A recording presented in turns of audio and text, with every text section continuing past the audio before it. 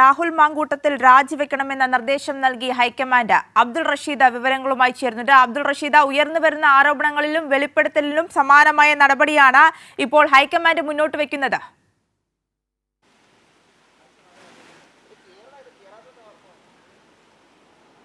ആര്യ, തീർച്ചയായും ഈ ലൈംഗിക സന്ദേശം അയച്ചതുമായി ബന്ധപ്പെട്ട് രാഹുൽ മാങ്കൂട്ടത്തിനെതിരെ നേരത്തെ തന്നെ കോൺഗ്രസിന്റെ വിവിധ നേതാക്കളിൽ നിന്നും പരാതി ഉയർന്ന സാഹചര്യമുണ്ടായിരുന്നു. പിന്നീട് ഹൈക്കമാൻഡും AICCയിലെ വിവിധ നേതാക്കളും ഇത് ചർച്ച ചെയ്യുകയും ചെയ്തിട്ടുണ്ട്. ഇപ്പോൾ ഏറ്റവും പ്രധാനപ്പെട്ടത് ഹൈക്കമാൻഡിന്റെ ഭാഗത്തു നിന്നും വരുന്ന ഒരു നിർദ്ദേശമാണ്. അതായത് രാഹുൽ മാങ്കൂട്ടത്തിൽ MLA സ്ഥാനം രാജിവെക്കണമെന്നുള്ള നിർദ്ദേശം നൽകിയതായിട്ടുള്ള റിപ്പോർട്ടുകളാണ് ഇപ്പോൾ പുറത്തു വരുന്നത്. നേരത്തെ തന്നെ ഈ KPCCക്ക് ഈ വിഷയവുമായി ബന്ധപ്പെട്ട പരിശോധനകൾ നടത്തണമെന്നുള്ള നിർദ്ദേശം AICCയുടെ ഭാഗത്തു നിന്നും ഹൈക്കമാൻഡിന്റെ ഭാഗത്തു നിന്നും ഉണ്ടാവുകയും ചെയ്തിരുന്നു. ഇതിന്റെ ഒരു പശ്ചാത്തലത്തിലാണ് ഇപ്പോൾ ഇത്തരത്തിൽ രാജിവെക്കാനുള്ള നിർദ്ദേശം നൽകിയതുമായി ബന്ധപ്പെട്ട റിപ്പോർട്ടുകൾ പുറത്തു വരികയും ചെയ്തിട്ടുണ്ട്. എന്തായാലും കോൺഗ്രസിനെയും കോൺഗ്രസിന്റെ വിവിധ നേതാക്കൾക്കിടയിലും വലിയ ഒരു പ്രതിഷേധം ഈ രാഹുൽ മാങ്കൂട്ടത്തിനെതിരെയും അതോടൊപ്പം നേരത്തെ ഈ ഷാഫി പറമ്പിൽ അടക്കമുള്ള നേതാക്കൾക്കെതിരെ ഉയർന്ന സാഹചര്യം ഉണ്ടായിരുന്നാലും ഹൈക്കമാൻഡ് കൃത്യമായിട്ടുള്ളൊരു ഇടപെടൽ നടത്തുകയും ചെയ്തിട്ടുണ്ട്. KPCCക്ക് ഇതുമായി ബന്ധപ്പെട്ടുള്ള നിർദ്ദേശം നേരത്തെ നൽകിയിരുന്നു. അതായത് ഈ വിഷയത്തിൽ കൃത്യമായിട്ടുള്ള ഇടപെടലുകൾ ഉണ്ടാകണം, എന്താണ് സംഭവിച്ചിട്ടുള്ളതുമായി ബന്ധപ്പെട്ട കാര്യങ്ങൾ